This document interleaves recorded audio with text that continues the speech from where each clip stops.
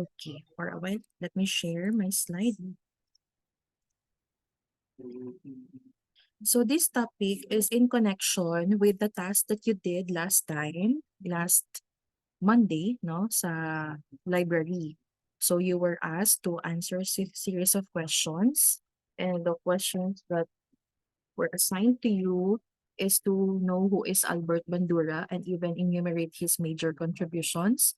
You were also asked to explain the concept of self-efficacy and collective efficacy and what are the factors that would affect our self-efficacy. You were also asked to differentiate self-efficacy from self-esteem and even to enumerate ways on how we can improve our self-efficacy. So the ones that you have answered from Monday will be covered also in our lesson for this afternoon. Now, may I know who among you, yung mga hindi talaga familiar kay Albert Bandura before the task that was given to you last Monday? May I see a raised of hand? Yung mga hindi talaga masyado familiar sa kanya or sa concept of self-efficacy. Okay, si Mr. Rado, I'm seeing. How about for the rest, no? Kilala niyo na ba siya?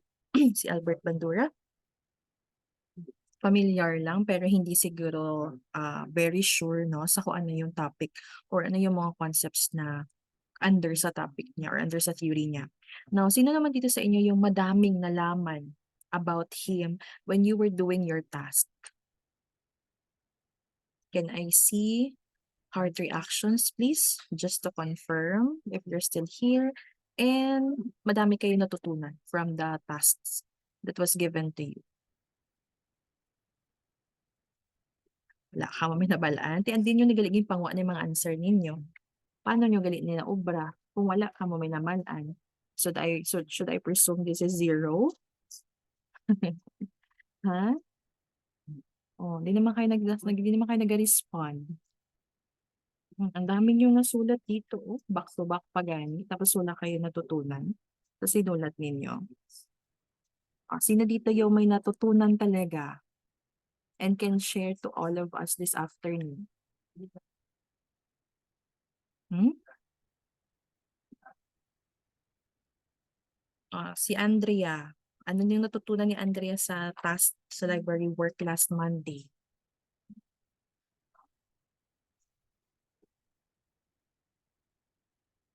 Hello?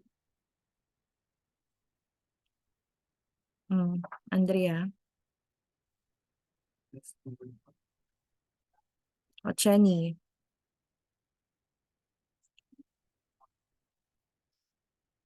Uy, di kayo sumasagot. Should I remove those who do not answer me in the meeting room? Yung hindi sumagot sa akin in the next few question, i-remove ko ha. Sige. Next question. Ano yung natutunan nyo while you were creating your output? Can I hear from Desiree?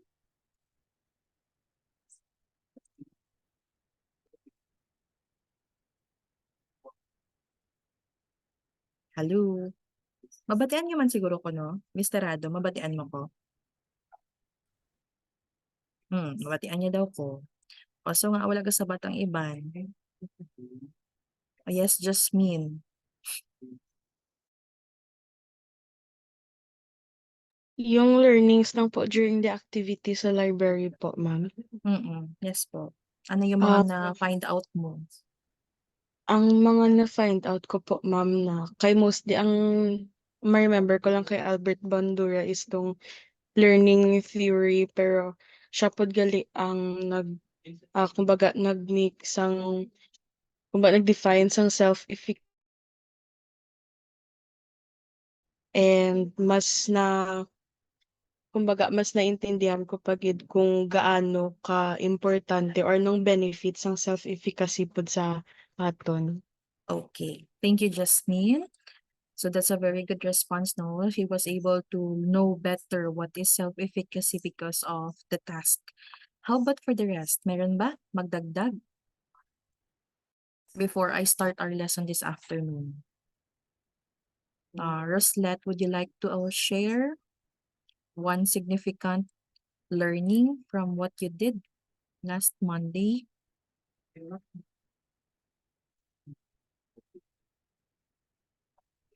Na-out na si Roslet. Ay, harap pa man. Yes, Roslet. This part, yung negative part of self-esteem po, ma'am, how it affects, say, the person's, their, the way they actually think about themselves while they evaluate themselves. While self-efficacy is like, it's a belief that they can do it based on their capabilities, po, ma'am. And about the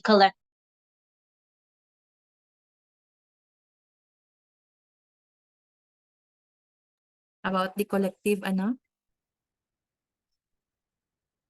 collective efficacy Efficacy. po, ma'am. Okay. And I noticed you mentioned something in the chat box. Allow me to read. She learned that Albert Bandura's theory is about self-efficacy and collective efficacy. And for Jory, she learned about how is the importance of learning through observation. And for Jude, that he was a renowned psychologist for experiments in cognitive learning and his theory about efficacy as well and the self and in relation to self esteem. Okay, so I hope that you remembered all that you have read and even you have written in your task last Monday, and we will try to elaborate that one this afternoon.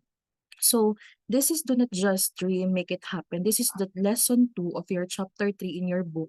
Pero I have divided this into 3 lessons kasi we will try to highlight the theory of Bandura as well as yung kay goal setting ni Edwin Locke, and then another topic for the growth mindset and the fixed mindset by Carol Dweck. So by Monday, our topic will be more on the growth and the fixed mindset. So at the end of this lesson, we really hope to understand the definition of what is self-efficacy, ano yung component niya, at kung ano yung mga related constructs niya, no? And how is it different from self-esteem? When we value ourselves, does it mean that we are highly efficacious? Or if we are highly efficacious, does it mean that we value ourselves or we see our worth as an individual? Now, who is Albert Bandura? And I know you have read a lot from him, but this is just a gist of who he is. He was born in Mondare, Alberta, in December 4, 1925, and he is the youngest among 6 children. In 1951, he was able to finish his master's degree in Iowa and his PhD in 1952. He authored a lot of books, and one of those is more on self-efficacy, and he was named as the most influential psychologist of all time. So, ibig sabihin, very, very, very famous po si Albert Bandura, not just in the field of psychology, but also in the field of education, no? In the field of ano pa ba, science or whatever. Kasi nga, ang dami niyang contributions with regards to the human psyche and understanding human behavior. Now, just to give you a brief story lang, no, si Albert Bandura kasi, he was raised in an area wherein nung nag-aaral po siya, yung teacher po nila in one subject is the same teacher for all subjects. So doon niya nakita na may mga limitations yung teacher sa pagbibigay ng mga lectures and lessons sa kanila. Hindi na ituturo lahat. So, because of that, no, nag-strive hard siya na mag-aral, na matuto, do his own research kasi nga gusto niya na i-supplement kung ano yung natututunan niya sa teacher niya. Kasi nga may kakakulangan sa teacher doon. At doon pumasok yung idea ng self-efficacy at even ng self-regulation. Now, I'd like to share to you that there is one Filipino who was able to meet Dr. Albert Bandura in 2010 at Stanford University, Palo Alto, California. So this is Dr. Ronald Mutilla, no? He is from Miriam College, Quezon City. Sorry, nag-small letter yung C at Q ko. So ang story po kasi nito, si Sir Ronald Mutilla po was visiting Stanford University for a specific parang may conference na pinuntahan.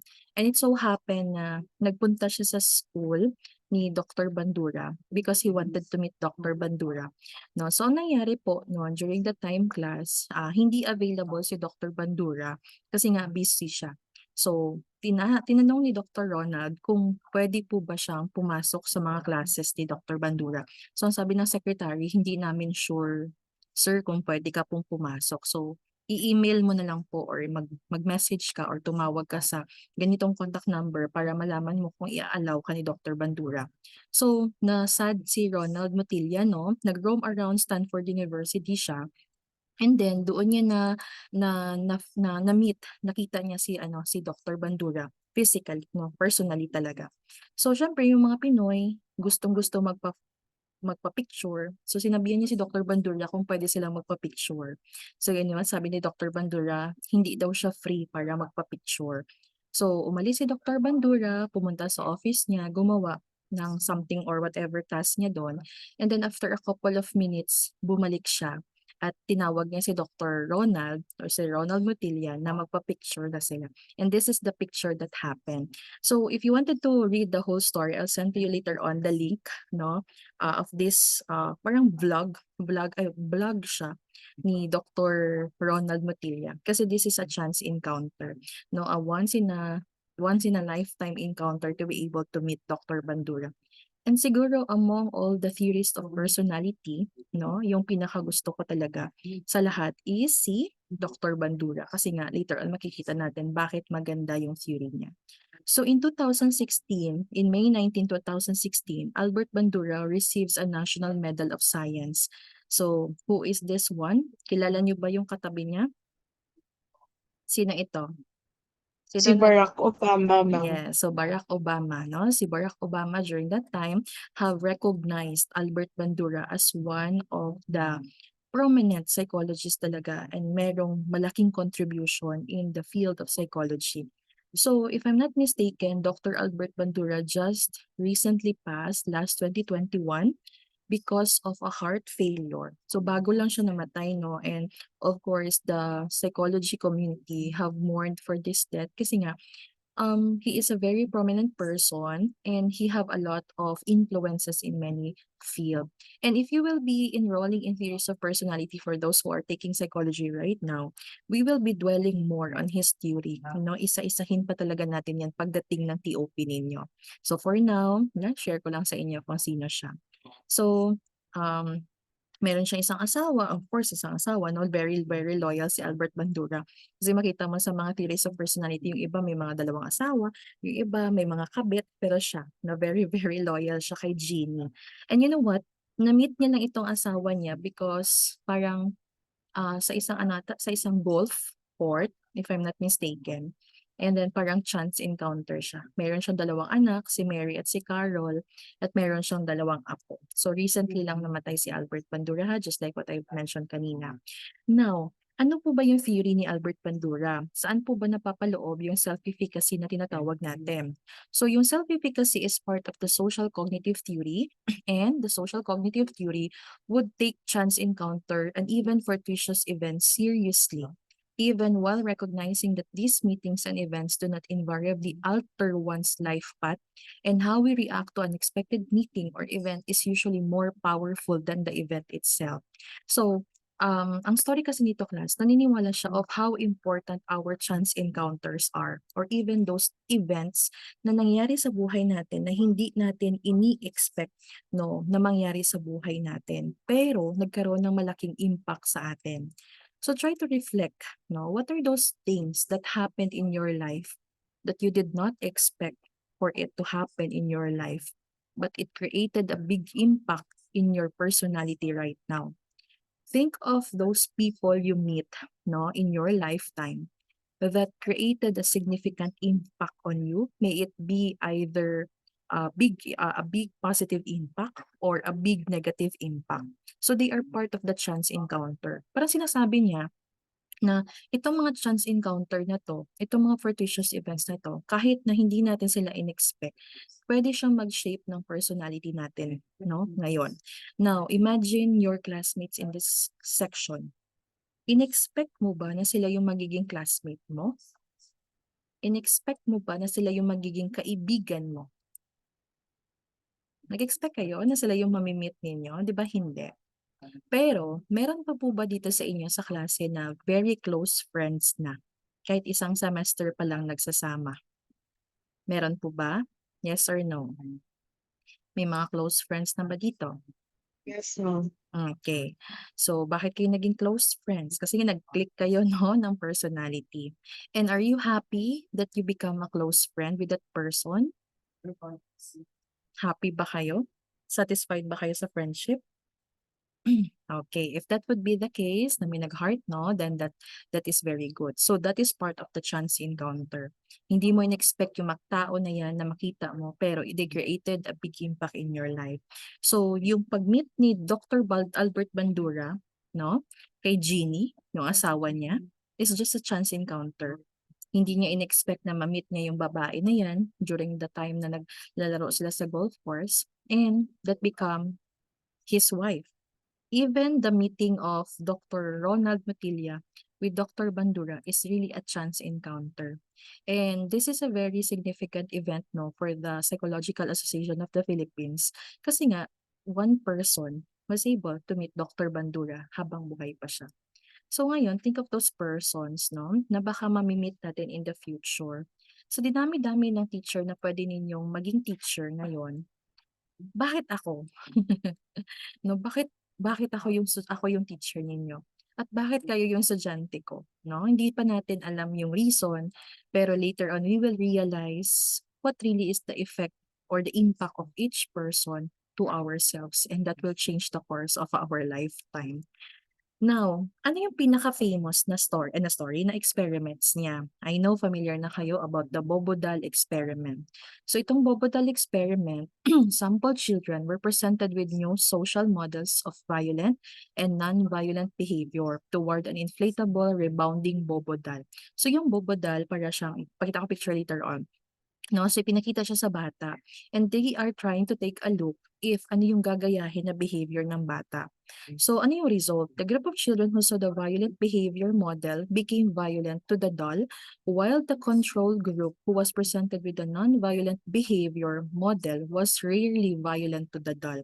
So ibig sabihin, yung mga bata na nakakita ng isang video or isang or isang movement na nagkakaroon ng violent behaviors tend to also follow the violent behaviors. And that's the reason why the parents should control, no, kung ano yung mga nakikita ng mga bata, kasi most of the time nagagaya nila.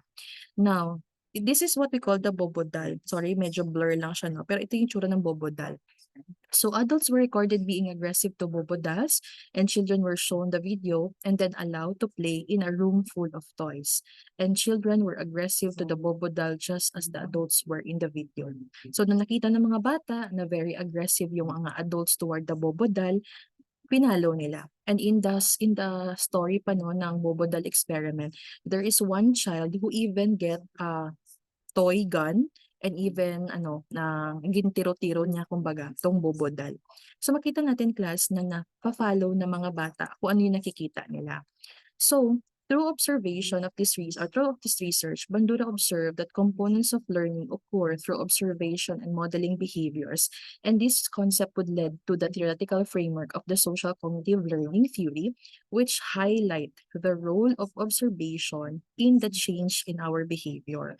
So ibig sabihin, most na alam natin ngayong gawin or most na mga bagay na natututunan natin is nakikita natin by observing people, a model, a mother, a father, or those persons who are in authority.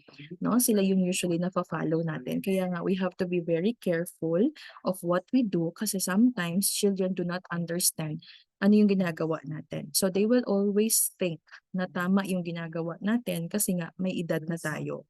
So next, the social learning theory emphasizes the importance of observing, modeling, and imitating the behaviors, attitudes, and emotional reactions of others. So magtataka kayo bakit merong social learning at merong social cognitive. No, ano po bang pinagkaiba nito? Yung theory po ni Albert Bandura noon ay tinatawag nating social learning. Ibig sabihin, naniniwala siya na yung mga tao daw kuno is they tend to imitate behaviors that they can see. However, he realizes that not all people or not all behaviors are being imitated by a person. Ibig sabihin, hindi lahat-lahat ng nakikita natin, ini-imitate natin, di ba? So, therefore, pinalitan niya yung social learning niya into social cognitive because the social cognitive theory highlights now the role of our cognition. Ibig sabihin, class, hindi lahat ng bagay pina-follow natin. Tinitingnan muna natin kung ano yung magiging epekto nito sa atin, the benefits of this behavior or even the consequences of this behavior before we do it. Like for example, if you have seen your classmate getting 10 points, additional points in the quiz, just merely reciting, what are the chances that you are going to recite next?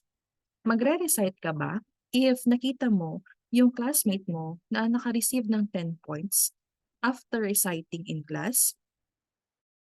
Yes or no? Are you going to recite? Yes or no? Ma-recite ka mo hindi? Ma-recite, right? Ma-recite. Okay. Now, another example. If your younger brother or younger sister, no, bigla nagsabat-sabat kay nanay or kay tatay mo, and then, nakita mo, naging bakol siya ni nanay mo or ni tatay mo. Are you going to do the same behavior? Are you going to, uh, go against your father or your mother? In that case, most Hindi po, likely, ma'am. hindi. Kasi nga, natatakot ka na mabakulan. Balaan mo na kung mabakulan ka, sakit ang bakol. So therefore, hindi mo imitate yung behavior. So if this is a social learning, whatever you see, you imitate. But because we are now individuals with powerful cognitive abilities, we always evaluate the consequences of our behaviors. Kaya nga po, hindi lahat-lahat ng behavior kinakopy natin. Okay? Nagets po ba natin yung pinagkaiba ng social learning sa social cognitive? Can I see a thumbs up, please? Okay. Okay, very good. Now, so the self-efficacy theory, ang summary lang nito is, self-efficacy theory is based on the assumption that psychological procedures serve as a means of creating and strengthening expectations of personal efficacy. Now, didiscuss natin siya in general. Ano nga ba yung nakaka-contribute sa self-efficacy? Kasi when we say self-efficacy class, ito yung paniniwala natin sa kakayahan natin na kaya nating gawin, kaya nating i-perform, kaya nating mag-stand up, no, even though there are trials. In general, yung paniniwala mo sa kakayahan mo as an individual to carry out and become successful. Yan yung ibig sabihin ng self-efficacy. Now, ano po ba yung mga nakaka-contribute sa self-efficacy, no? Meron pong 4 na na-mention si Albert Bandura. At iisa-isahin po nating i-explain yan siya later on. First is our mastery experiences, social modeling, social persuasion, and the physical and emotional state. Now, let's start first with mastery experience. So according to Albert Bandura, a successful performance raises efficacy expectancies and failure tends to lower them. How do you understand this statement? No, how do you understand this one? Na yung successful performance daw, nakaka-raise ng efficacy expectancies at kapag nag-fail naman, nalo-lower daw siya. Anyone who would like to recite? Anyone? Raise lang ng hand. Yes, Lance. Ang ano ma'am, like from my own understanding, when a person succeeds consecutively in a certain work or skill, it helps build up his or her confidence, and they will realize their ability to perform that kind of work. So they will Okay. know na ano po sila, na competent sila in that kind of work. But if they consecutively or mostly they fail, they will see that they have more room for improvement in that kind of action, and they will know na lacking pa sila in that part po. Okay, very good, no? So, do you have a specific example, Lance, about yourself personally yung mga bagay that you are succeeding, and because of you succeeding in doing that one, na-improve yung belief mo na kaya mo. Is there an example personally? Ano ma'am, siguro po it's in terms of technical issues ma'am, because there were times na I needed to fix some computers and phones, and I tried to do it on my own, tapos succeeded man siya. Mm. And then after that, I tried learning about computers, tapos na-realize ko na dali ko mag-learn sa Mm. mga computer stuff. Ganun lang Okay, po. very good, no? Very good explanation and answer. So, sinabi niya kanina that when you do something and you repeatedly excel in what you do or nagsasucceed ka, ibig sabihin, nabuboost niya yung self-efficacy mo.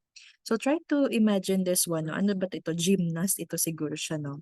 So, whenever, for example, that he is joining a competition and he always win, no? Or he always succeed, all the more it strengthened his idea na magaling nga talaga siya na gymnast. So however, what will happen if the person no will have a failure, na natatalo siya, no, nagpumapalpak siya, nalo-lower daw yung self-efficacy niya. So do you agree with the statement of Albert Banduram? Does it make sense? Yes or no? Does it make sense for you personally? No? Kasi kapag always tayo nagsasucceed, all the more we will think that we are really good in this aspect. Pero what if nag-fail ka? No, you will begin to question, "Ah, I thought I am good. Hindi pa pala ako magaling." So if this repeated failure will happen, we will see later on ano naman yung mangyari. So that is the first, the first thing that contribute to self-efficacy, our mastery experiences. Kaya nga sinasabi, di ba nila na kapag nagpa-practice tayo, dapat i-make sure natin na seryoso din tayo sa pagpa-practice natin, no?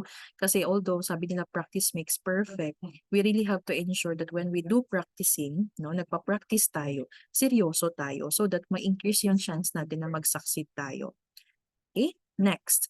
So, itong mastery experiences class, meron siyang anim na corollaries. When you say corollaries, para siyang sub-idea niya, no, na dapat natin maintindihan para masabi natin na yung mastery experiences natin makaka-contribute sa pagtaas ng self-efficacy natin.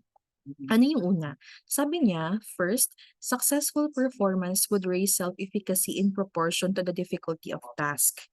Ang example of this is when a highly skilled tennis player gain little self-efficacy by defeating clearly inferior opponents, but they gain much by performing well against superior opponents. How do you understand this one? Anyone? No? Paano nyo kaya naiintindihan yung statement niya? Na yung successful doon na performance, makaka-raise lang ng self-efficacy if we have to consider the difficulty of the task.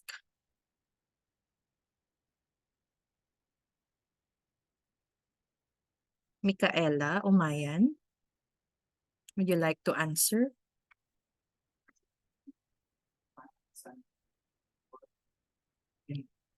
Micaela?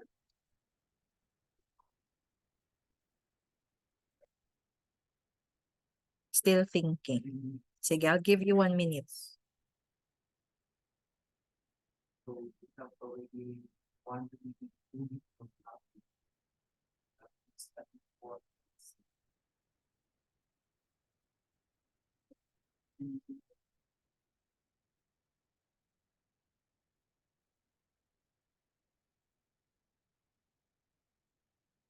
Okay.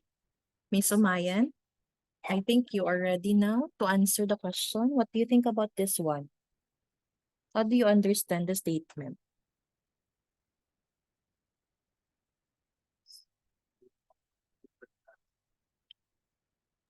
I think,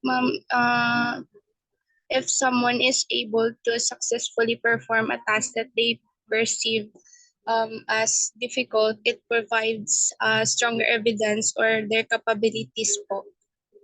So, na-overcome nila yung mga challenging obstacles and boost their sense of self-efficacy more than accomplishing an easy task.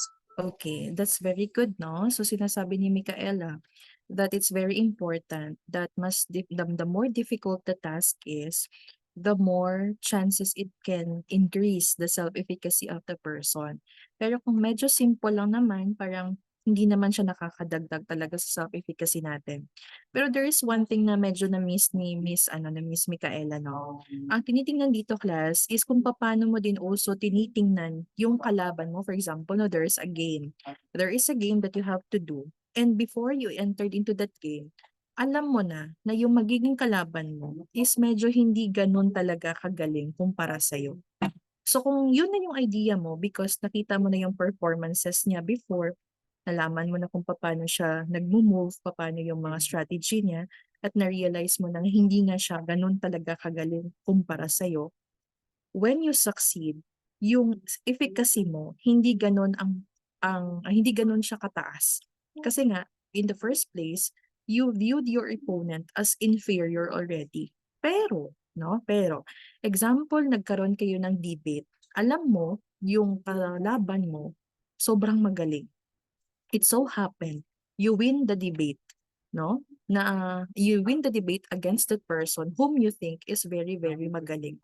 And because you win, you won, mas nag-increase yung self-efficacy mo.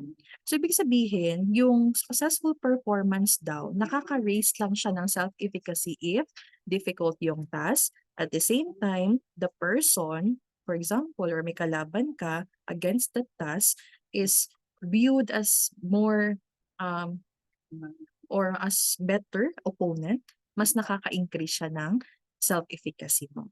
Pero kapag inferior yung paningin mo sa kalaban mo, hindi siya nakaka-boost ng self-efficacy sa atin, no? Clear po ba yung ibig sabihin ng number 1? Can I see a thumbs up, please?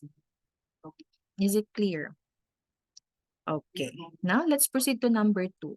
Sabi niya, tasks successfully accomplished by oneself are more efficacious than those completed with the help of others. So dito na papasok, class, yung group work and individual work. So, kapag nag-succeed ka sa isang bagay na ginagawa mo and you'd have done that one individually, mas mataas ang contribution niya sa self-efficacy mo kesa sa nag-succeed kayo na group work kayo. Na-experience nyo na ba yan, class? You succeeded when you were when you are in a group work and you are in the individual work. Ano yung feeling na nag-succeed ka na ikaw lang yung gumawa talaga noon? Individual siya na task. Naka-experience na kayo ng ganon? No? Mataas yung contribution sa self-efficacy nyo. Kasi kapag group work, parang hindi kasi na-associate na pure contribution mo yun. Kaya nga yung iba sa research nila, mas gusto nila individual. Kasi kapag nag-fail sila, they're the only one to be blamed. And if they succeeded, napatunayan nila na magaling mas magaling nga sila. Mas magaling nga sila kumpara sa kalaban nila. Okay? So again, kanina, yung difficulty ng task at yung perception mo about your opponent. Magaling ba siya o hindi siya magaling? Dito naman is kung individual ba or group. And in sports, team accomplishment do not increase personal efficacy as much as do individual achievement. Okay? So ano yung number 3 naman? Failure is most likely to decrease efficacy when we know that we put forth our best effort. So to fail when only half trying is not as inefficacious as to fall short in spite of our best effort. So how do you understand this one, Mr. Fulion? Jude, can you please explain number 3, corollary?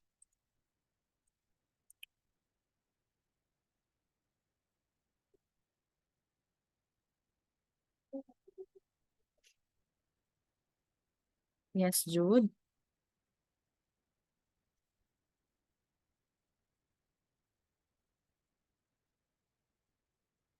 Typing daw siya. Okay. I guess you do not want to unmute. That's sweet. Nag-run out to sa mga classmates nyo. Okay.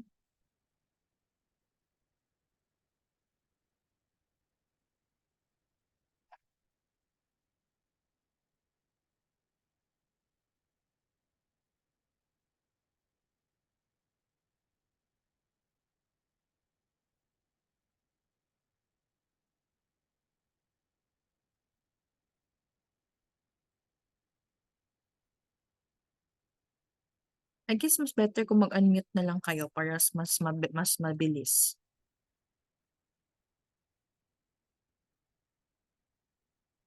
Sige, Jude. Audible ako, ma'am. Yes po. In failure, failure is most likely the case of efficacy when we know that we put forth our best effort. In failure, ma'am, it's more taxing in your confidence to complete the task again if you know that you gave your effort 100% the first time. Mm-mm. You do not feel as confident to complete the task again because you know that you are either lacking in it when the notation here to fail when only half trying is not as inefficacious as to fall short. When you're only giving half of the effort, you already know that you already are going to fail. It's less hurtful to the ego and to the mental confidence if you already know that you already aren't giving enough effort anyway. So it's not as taxing. Meanwhile, when you give 100% and then you still fail, it's more hurtful. Tama naman talaga, no? When you gave your all. Ano yun, di ba maraming kanta yan? When you give your best but you don't succeed. When you get what you want but not what you need. Ano ganit nakakanta class? I have heard of that, no? Kasi nga tama na yung sinabi ni Mr. Fulvio. Yellow. Okay. Coldplay, no? Yellow ng Coldplay, tama. So tama naman talaga yung sinabi ni Mr. Fulvio at hindi ganun ka painful yung failure mo if you know in the first place that you were not able to give your all. Okay lang, hindi man talaga ako masyado nag-effort, no? Sige lang, okay lang. Hindi naman talaga ako nakapag-study talaga. Pero, mas masakit siya if binigay mo na lahat. Binigay mo lahat ng time mo, ng effort mo, for you to be able to succeed. But in the end point, nabagsak ka pa din. So, try to imagine yung mga nag-take ng board exam, no?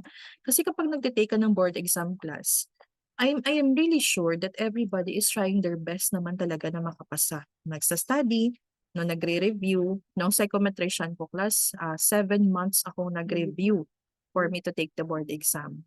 Yung sa psychologist lang yung mga couple of weeks na lang talaga. Yung pinakaseryoso ko 3 araw lang talaga kasi nga nagtuturo naman ako ng psychology. So, at least nare-refresh ako from time to time and medyo busy that time.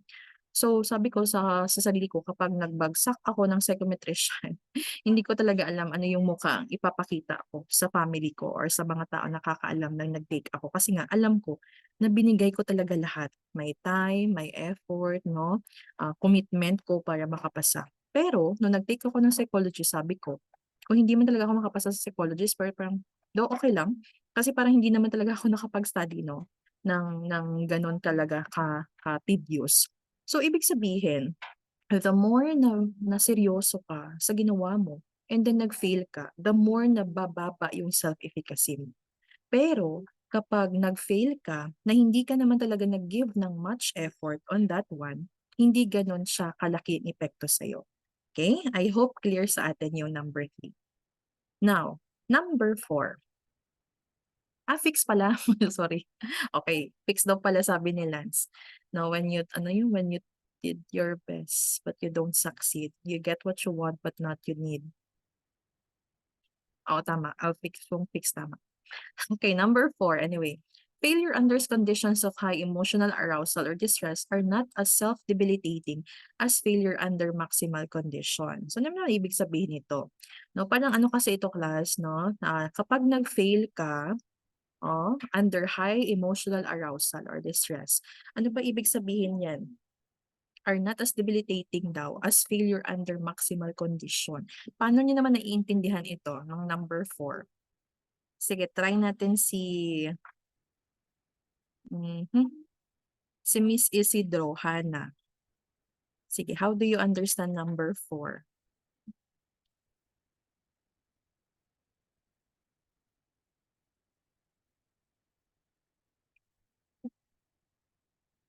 Hana?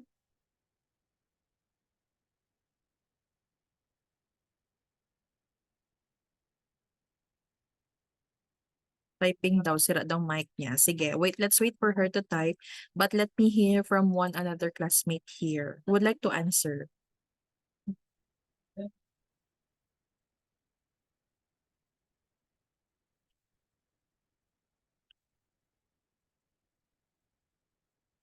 Anyone who would like to answer?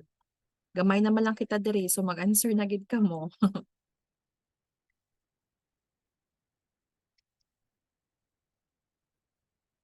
Sige, sino gusto mag-answer? Jasmine, would you like to share?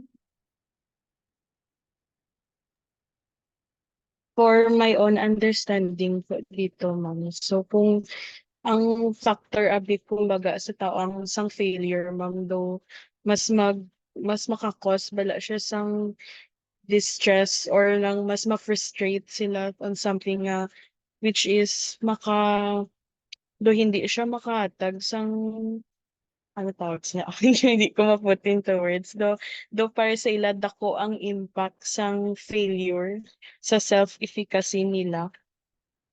So, pero depende sa perception sang isa ka tao sa situation nga ila ginaatubang and may sila sang ability nga maka-cope up some emotional arousal or some stress nga gina-experience nila na. Okay, thank you, Jasmine. Let me ask you, no? Sige, basahan ko muna yung kay Miss Hannah. When you fail ka, may height condition na mag-cause, kung nag-fail ka na may right condition na mag-cause stress and it will affect your self-efficacy. So let's put it into context. If you fail an exam, ano yung mga reason ninyo? Bakit kayo nag-fail sa exam? Ano yung mga common na naririnig natin na reason kung bakit sila nag-fail sa exam? Wala naka-study, ma'am. Wala naka-study, ano pa kaya? Nag-cram. Ginakulbaan, lack of study or knowledge, nagpulaw, nagkasakit, init abing classroom, wala abi aircon, gahod abi, so on and so forth. So what if, for example, no, we remove yung factor, nakatulog ka ng maayos, nakastudy ka naman, nag-prepare ka talaga ng maayos, wala ka man kayo gikulbaan. At pa yung mga reason ninyo diri na lamig man, aircon man ang classroom, for example, no, maximal condition siya. Tapos nag-fail ka. Will it really have a big impact on you? Kasi kapag nag-fail ka, na may mga reason ka, no, such as emotional arousal or distress, may problem within the family, for example, that is happening within that span of duration that you're about to take the exam. Parang nagagamit mo kasi siya as rason na hindi mo na ibigay yung todo mo. Kasi nga, may mga ganitong intervening factors. So, what if, for example, we ensure that there's a maximal condition? Okay naman lahat, no? Pero nabagsak ka pa din. So, nangyari, mas bababa yung self-efficacy mo. Kasi parang wala kang mahahanap na ibang rason kung paano i-justify yung pagka-fail mo. Naintindihan nyo ba yung example ko? Kasi ganun kasi yung tao. Maghahanap tayo ng something to rationalize. So makikita natin dito, the failure daw under conditions of high emotional arousal or distress are not as self-debilitating as a failure under maximal condition. So, kung nabagsak ka, tapos hindi ka man may sakit, okay ka man, mas sakit siya batsagon kesa sa nabagsak ka kay may sakit ka. You can always reason out na if hindi lang tani ako may sakit, no, okay man tani ako. Pas ako man tani siya. Pero kay may sakit ako, it really affected my performance. Do you understand what the fourth corollary is telling us? Clear ba? Is it clear? Yes or no? Thumbs up or heart reaction lang. Okay, very good. Now, number 5, failure prior to establishing a sense of mastery is more detrimental to feelings of personal efficacy than later failure. So, ibig sabihin, hindi mo pa nga nabibuild up sana yung fullest competency mo, no? Nag-fail ka na, daw ma-demotivate ka nga hindi ka na lang mag-continue. So, hindi mo pa nga na-i-establish talaga yung mastery mo of that aspect, but you encountered a lot of downfall, most likely, magbababa or bababa talaga yung self-efficacy mo. Kesa naman sa na-master mo na siya, nag-fail ka, you will always think of yourself, baka may room for improvement lang. Kesa naman na nag-fail ka, tapos hindi mo pa na-meet yung fullest potential mo talaga, so mas ma-downhearted ka at hindi ka na magko-continue. Okay? So that's for number 5. Number 6, the last one for master experiences, is occasional failure has little effect on efficacy, especially for people with a generally high expectancy of success. Kasi ang number 6 kasi class, sinasabi niya dito na normal lang na bumagsak, pumalpak, kasi hindi naman tayo perpektong mga tao. Pero if yung isang tao meron talagang high expectancy for success, na kahit mahirap siya, magsastrive siya kasi goal-oriented yung behavior niya, hindi ganoon kataas yung epekto sa self-efficacy niya. So in general, yung master experiences natin will really determine our self-efficacy. So, and this 6 corollary set by may Albert Bandura will remind us of the terms that we have to accomplish or to meet in order for master experiences to increase our self-efficacy. Okay? Now, after master experiences, part of that one that affects or that affected or contributed to our self-efficacy is the social modeling. So sabi dito, vicarious experiences provided by other people, and when we observe, so ibig sabihin, when we observe the accomplishments of another person of equal competence, but is lowered when we see a peer fail. So, example, kapag may classmate ka, na you evaluated yung kakayahan niya sa kakayahan mo, na almost the same lang kayo ng kakayahan, tapos bumagsak siya, you will think na hindi mo din kaya. Diba? Siya gani, nabagsak, ako pa kaya. Yung mga mabalasinahaw. So, if you see a peer, for example, succeed, and you think that peer have the same ability with you will be more motivated to continue and strive. So kung nakaya niya gani, medyo parehas naman kami kaya ko man na. Pero kapag nag-fail siya, hala ay, mas mayo pa na siya sa akon ba nag-fail siya, ti ano na lang gali ko sinihay. 'Di ba? So that's how the social modeling works. So when other person is similar to us, social modeling will have little dissimilar to us, social modeling will have little effect on our self-efficacy. So when you see your psychologist classmate, your agriculture classmate, for example, sa mga agriculture student dito, na nag-succeed na, no? Dati psychology student din sila, dati agriculture din sila, pero nag-succeed sila, ibig sabihin, makakaya ko din. Pero kung sila mismo, na sa tingin nyo, pareha kayo ng qualities, nag-fail sila, you will begin to think na kung hindi nga nila nakaya, how much more ako? Okay? That's what social modeling is telling us. Aside from social modeling class, is also social persuasion. Ito yung mas nakaka-increase talaga ng self-efficacy natin. So, however, under proper conditions, persuasion from others can raise or lower our self-efficacy. And I guess may mga condition siya dito, no? So, ano yung mga condition niya para magkaroon ng epekto yung social persuasion? The person must believe the persuader. Exhortations or criticisms from a credible source have more efficacious power than those from an incredible person. So, sino sa mga tao sa buhay nyo na kapag sinabi niya sa inyo na kayang-kaya nyo, you begin to believe na kaya nyo? Can you enumerate certain persons or give one person in the chat box na kapag sinabi niya na kaya mo talaga yan siya, no, magsasucceed ka talaga, you'd be able to accomplish this and that, parang you begin to believe na totoo yung sinasabi niya, na kaya mo talaga. Can you write at least one person in the chat box whom you think have a big impact on you, making you believe na kaya mo?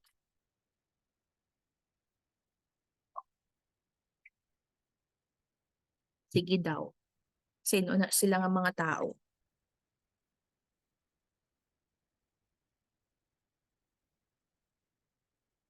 It's either a parent, no? Depende. Sinong mga tao na nakakaapekto sa inyo? Sa akin, class, masasabi ko na hindi ko talaga siya ganun. Hindi talaga ako magaling na psychologist or estudyante before sa masters. Kapag yung teacher ko na si Dr. O, yung nagsabi na what are you doing? That's wrong. No, kapag siya naglagay yung magsabi, feeling ko talaga failure ako as a person. O siguro mga parents ninyo, friends ninyo, or anywhere. Or kapag si mama mo or si papa mo nagsabi mo na kaya mo talaga. So parang sinasabi din dito na maniniwala ka sa isang tao, no, na kaya mo talaga or hindi mo kaya if sa tingin mo credible yung tao na yan. No, kilala ka ng tao na yan. So like for example lang ha, dito sa psychology profession, you would believe na kaya mo talaga yung psychology if that comes from a psychology teacher compared to a teacher from other department. That's what number one is telling us. So the persuasion or the social persuasion will only be valuable if the person is believing the persuader. Kung hindi ka naniniwala sa kanya, hindi siya magkakaroon ng effect sa'yo. Okay? Now, number two, boosting self-efficacy through social persuasion will be effective only if the activity one is being encouraged to try is within one's repertoire of behavior. Ibig sabihin, nakaka-motivate lang siya kapag sa tingin talaga ng tao, medyo kaya niya naman talaga. Example, sinabihan mo yung lumpo na kaya mo gid na kaya mo gid mag-tumbling. So, hindi mape-persuade yung tao na lumpo na mag-tumbling kasi nga alam niya na mahihirapan talaga siya mag-tumbling with his condition. Okay? So, ibig sabihin, sabi dito, no amount of verbal persuasion can alter a person's efficacy judgment on the ability to run 100 meters in less than 8 seconds. So, if the person believes in himself na parang very impossible talaga ito, no? Like for example, Ma'am Deb, kaya mo gid magpayat buwas, mag-lose ka sang 10 kilos. Do hindi gid ko magpati sinaklas. Kasi sa akon pa lang, it's very difficult already to lose at least 1 or 2 kilos. And now you're telling me to lose 10 kilos in just a matter of 24 hours.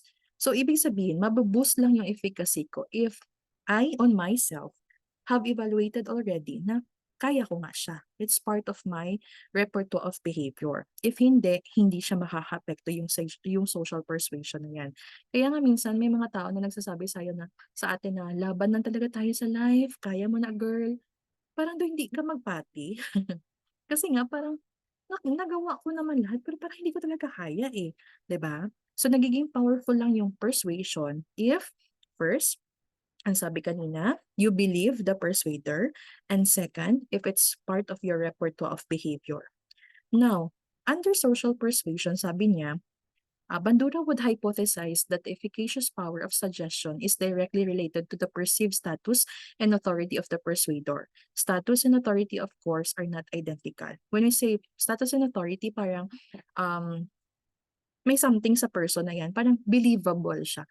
So kapag meron kang, sa feeling mo lang ha, meron kang cancer, feeling mo meron kang cancer. Kanino ka maniniwala? Sa doktor na nag-aral talaga ng cancer or sa classmate mo na nagtanaw lang sa video sang cancer? Kay sino ka mapati nga may cancer kagidman? Sa doktor or sa classmate mo? Sa inyo, Sa personally class, doktor mo. nga sa doktor. Kasi may authority Kasi may siya. pinag-aral. May pinag-aralan na siya. May status din siya. So, ibig sabihin, nagmamatter pala siya. So, kanino ka maniniwala, for example, na meron kang specific na diagnosis, mental disorder? Is it from a psychologist or a student studying psychology? Sino ka mapati? Psychologist Sa po. psychologist. Kasi nga may authority na at status. So, ibig sabihin, nagiging powerful lang ang social persuasion if the person who is persuading has already a status and an authority. Okay?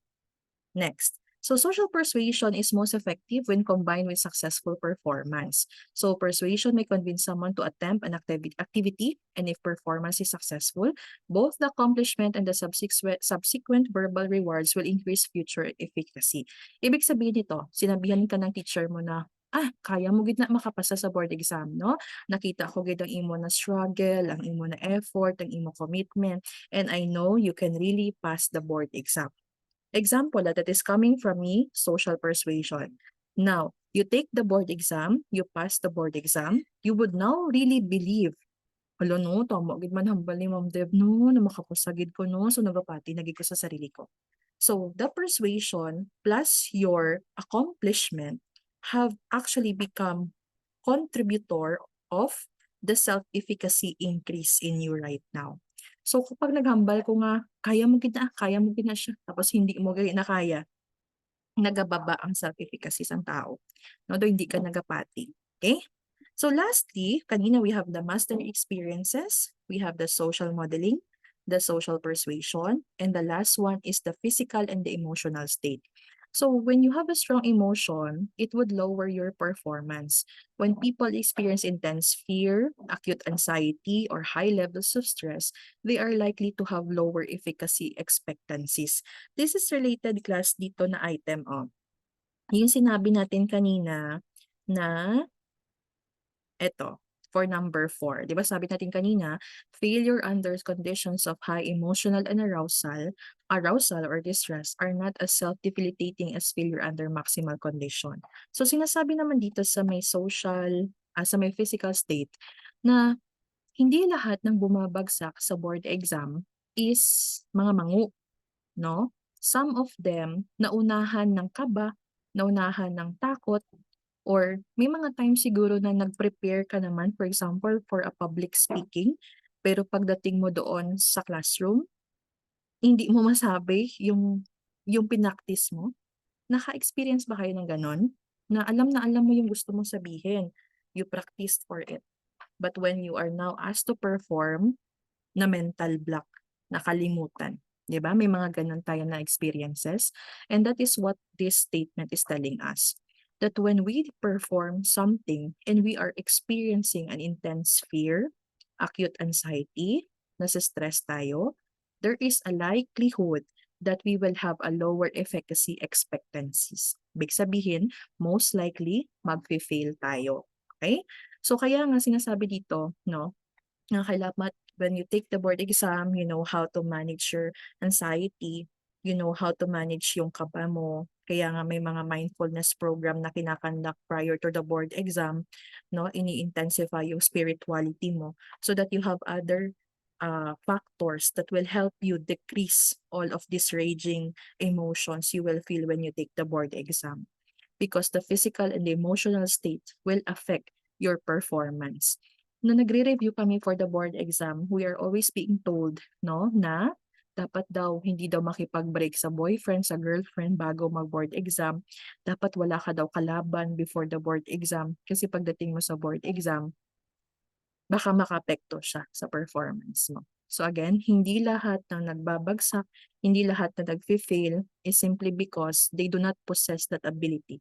No? They do not possess the ability, but instead, it's simply because of the strong physical and emotional state that they are in. Okay? Now, so maybe nagkaiba po ang outcome expectancy and efficacy expectation. Kasi pwedeng mataas yung expectation mo sa sarili mo, mataas yung paniniwala mo na kaya mo, pero yung environment do not offer something that can supplement how you believe about yourself, then therefore, magkakaroon din ng variation sa self-efficacy natin. So the outcome expectancy is the person's estimate that a given behavior will lead to a certain outcome. So when I graduate from St. Alexius College, I will have this specific degree. I hope na makahanap ako ng trabaho. Kasi nga, alam ko sa sarili ko na kaya ko i-perform yung trabaho na gusto kong pasukan. Pero ang tanong, paglabas mo sa St. Alexius College, pag-graduate mo, madami ka din kakompetensya na mga bagong graduate na pareho din ang kurso sa'yo, na nanggaling din sa mga batikang eskwelahan. So therefore, kahit na mataas yung paningin mo sa sarili mo, your efficacy expectation, no, the outcome expectation might not be that high at magkakaroon ng pagbabago sa behavior ng isang tao. So, self-efficacy is not expectation of our actions outcome. Outcome expectancy refers to one's prediction of the likely consequences of that behavior. So, there is a difference between the two. No? Kapag efficacy, it would refer to your confidence for you to perform, whereas the outcome expectancy would refer to the prediction of the consequence. Outcome must not be confused with the successful accomplishment of an act. It refers to the consequences of behavior, not the completion of the act itself. So meron tayo dito class mga myth no about self-efficacy. So sabi dito, Efficacy does not refer to the ability to execute basic motor skills such as walking, reaching, or grasping. Hindi daw siya ganon. Kasi more than that yung tinatawag natin efficacy. Efficacy does not imply that we can perform designated behaviors without anxiety. So, hindi ibig sabihin na kinakabahan ka, mababa yung self-efficacy mo. Kasi you can perform with anxiety and stress, pero mas may kakayahan ka na i-control siya. So finally, judgment of efficacy are not the same as levels of aspiration. Heroin addicts, for example, often aspire to be drug-free but may have little confidence in their ability to successfully break the habit. Kasi nga, gusto natin pero nahirapan tayo, no? Gusto daw nila maging drug-free, gusto nila maging ganito, pero parang hindi sila naniniwala na makakaya nila. So that's the myth about self-efficacy. So, self-efficacy is not global or generalized. So, may tanong ako dito sa inyo sa paper, no? Ano pinagkaiba ng self-efficacy sa self-esteem? So, ano yung answer ninyo? Okay, let me just check. Sabi dito, ng isang classmate nyo. So, they have different concepts. If an individual believe that he or she can do something, then that is self-efficacy. And if an individual like their self overall, that is self-esteem. So that is from the answer of Desiree, taken from book, Social Psychology 12 edition. So that is correct. Kasi ang self-efficacy class, yung paniniwala mo sa sarili mo. Pero yung self-esteem mo is yung value na binibigay mo sa sarili mo in general. And self-efficacy is not a global factor. Ano ibig sabihin?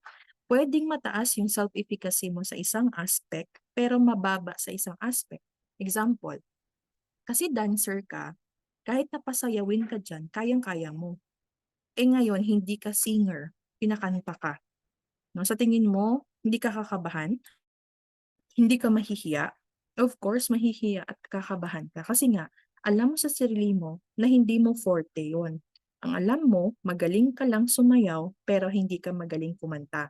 Mataas ang self-efficacy mo sa pagsayaw, pero hindi mataas ang self-efficacy mo sa pagkanta. Kaya nga yan yung tinatawag natin na hindi siya global or generalized concept. Okay?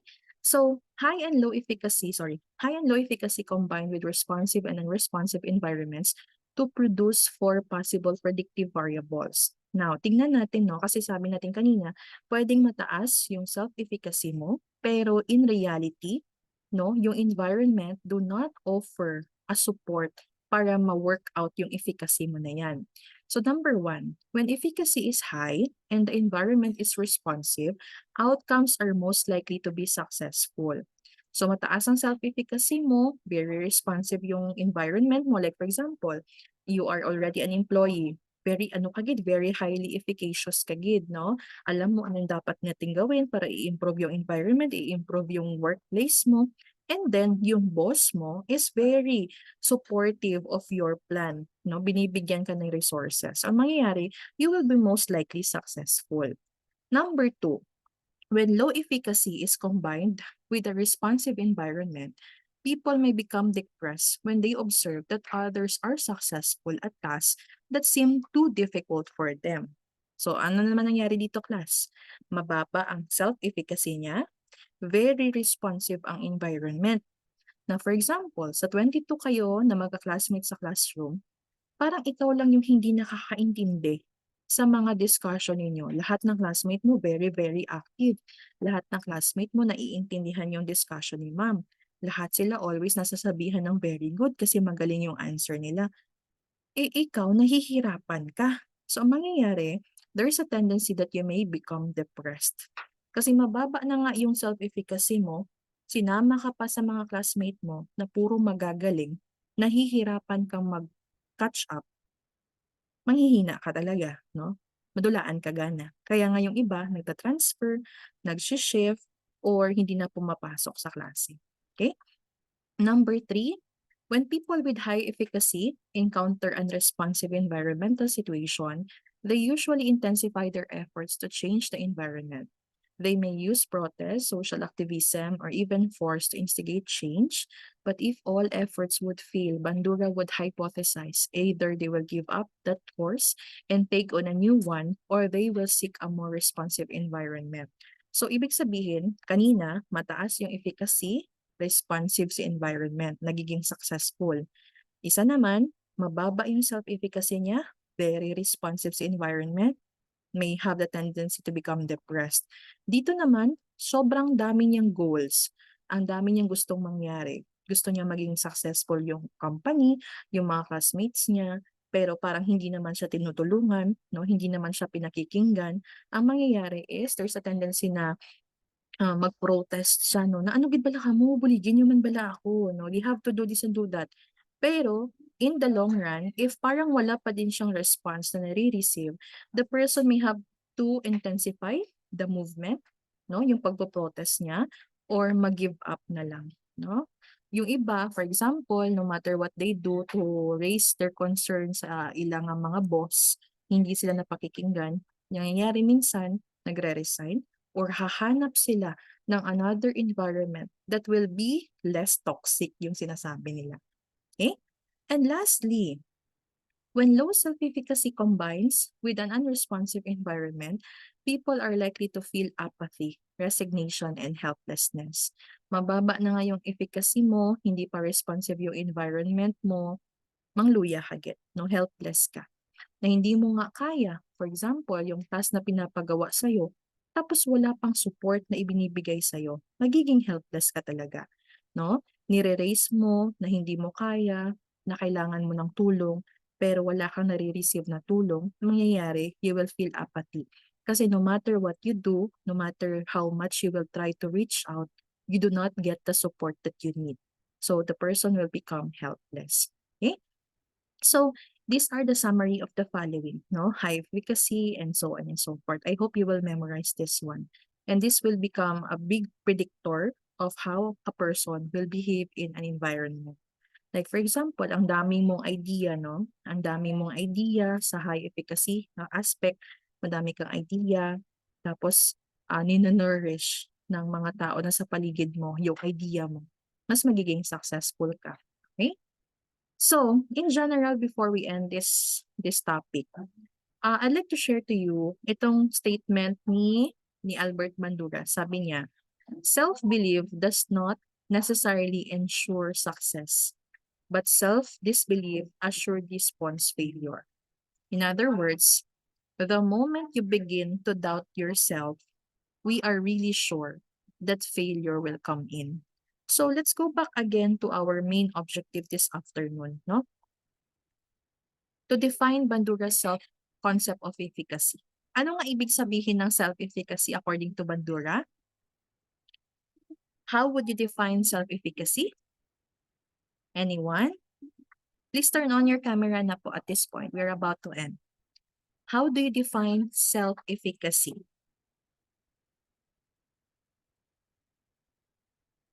Anyone?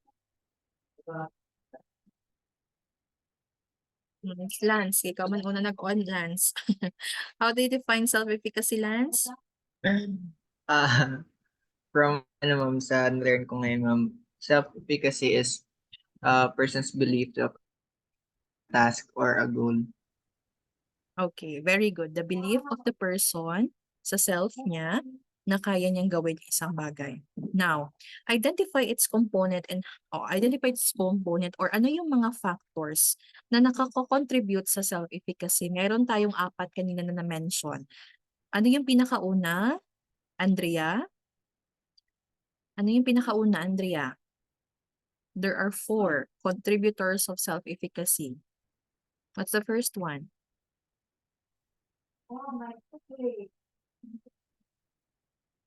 It's the... Okay, sige po. Okay po, may nag-message. Anong pinakauna? Ano nga yung Mastery experience po. Okay, very good. The mastery experience. So therefore, when we master a specific skill, no, the more it would increase our self-efficacy. After mastery experiences, what's the second one? What contributes to self-efficacy? Ano nakakontribute? Mastery and anong second? Nagno-notes ba kayo dyan? Ano ang second? It's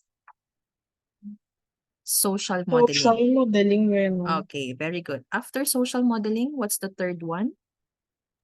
Social persuasion Social po. persuasion. And the last one is? Yung physical and emotional na state. Okay, very good. Master experiences, social modeling, no? Social persuasion, and the physical and the emotional state. Now, the last question, differentiate it from self-esteem. So, ano pinagkaiba ng self-efficacy sa self-esteem? What's the difference? Yung efficacy kanina is yung belief mo. How about yung self-esteem?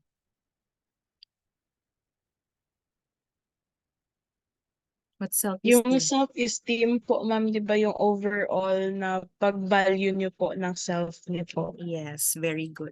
So even though sometimes hindi mo kayang gawin, pero mataas yung self-esteem mo, you still love yourself na kahit hindi ko nagagawa ito, hindi ko na-meet yung mga gusto nila, binavalue ko yung sarili ko. Okay?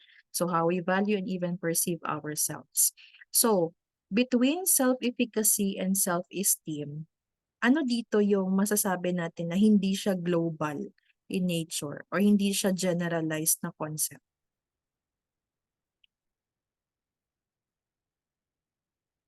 Sabi kanina na hindi daw siya generalized and hindi din daw siya global. It's the self-efficacy. Kasi nga, pwedeng mataas ang efficacy mo sa isang bagay, pwedeng mababa sa isang bagay. Kasi magaling ka mag-drawing, mataas yung self-efficacy mo sa pagdodrawing. Pero pagdating sa recitation, hindi ganoon kataas yung self-efficacy mo. So therefore, pwedeng in one aspect ka lang at hindi in the other. But if it is self-esteem, overall siya, no? Na kahit na hindi ka magaling sa ganitong bagay, kahit na hindi okay yung paligid mo, kahit na hindi ka mahal lang sa paligid mo, ay mahal mo or binavalue mo sarili mo, then that is still high self-esteem. Okay? Do you have any question before we end today's class? Okay, I ask everyone to turn on their camera. Did you learn a lot this afternoon? Yes po, ma'am. So we will learn a lot more in theories of personality. I am very excited. Madami-dami tayong discuss sa mga mag-proceed, charot, sa mga mag-continue ng psychology, no, na second year. So with that, by Monday, 29, no, we will have a new lesson about the growth and the fixed mindset. Okay? And after the growth and the fixed mindset is the goal setting theory. And then we will have a no class on May 1. It's a holiday. So May 6, we should finish the discussion na po on less stress, more care naman. Kasi 3 chapter lang yung, yung third triennial po ninyo.